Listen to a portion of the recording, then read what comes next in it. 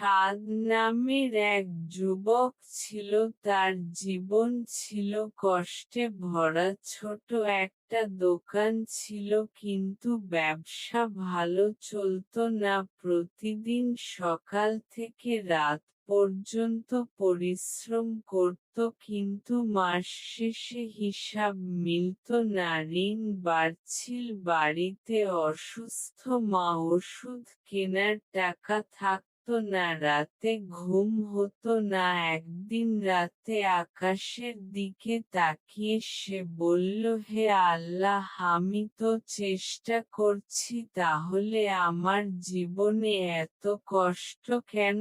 একদিন এশার নামাজ পড়ে সাদ বাড়ি ফিরছিল। চারপাশ নীরব ছিল, ঠান্ডা বাতাস বইছিল।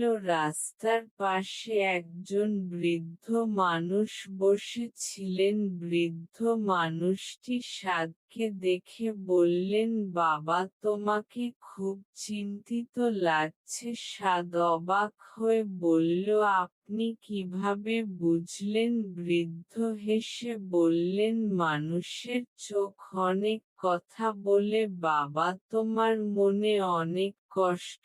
সাদ কিছুক্ষণ চুপ করে রইল, তারপর নিজের জীবনের সব কষ্ট খুলে বলল।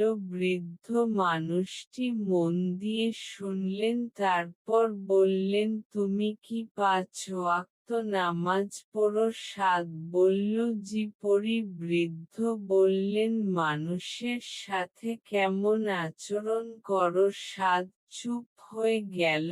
বৃদ্ধ আবার বললেন, শুধু দোয়া করলেই হবে না, মানুষের সাথে সুন্দর ব্যবহারও করতে হবে। আল্লাহ ভালোবাসেন তাদের যারা মানুষের উপকার করে। সেদিন সাদ বাড়ি ফিরে অনেক ভাবল। সে বুঝতে পারল দোকানে অনেক সময় মানুষের সাথে রাগ করে কথা বলতো, কেউ দাম জিজ্ঞেস করলে বিরক্ত হতো, গরিব মানুষ দেখলে সাহায্য করত না। পরদিন থেকে সে বদলাতে শুরু করল। দোকানে আসা সবার সাথে হাসিমুখে কথা বলতো, গরিব মানুষকে সাহায্য করত, ছোটদের স্নেহ করত, বয়স্ক মানুষদের সম্মান করত। কয়েকদিন পরে মানুষ তার দোকানের প্রশংসা করতে শুরু করল। ১ মাস পরে দোকানের বিক্রি বাড়ল। ২ মাস পরে পুরনো ঋণ কমতে শুরু করল। ৩ মাস পরে তার জীবনে শান্তি ফিরে এলো। একদিন সে সেই বৃদ্ধ মানুষটিকে খুঁজতে বের হলো। গ্রামের অনেক মানুষকে জিজ্ঞেস করল, কিন্তু কেউ তাকে চিনল না। সাদ অবাক হয়ে গেল। সে বুঝতে পারল আল্লাহ তাকে শিক্ষা দিয়েছেন, মানুষ শুধু টাকা দিয়ে বড় হয় না, মানুষ ভালো চরিত্র দিয়ে বড় হয়। অনেক মানুষ নামাজ পড়ে কিন্তু মানুষের সাথে খারাপ আচরণ করে।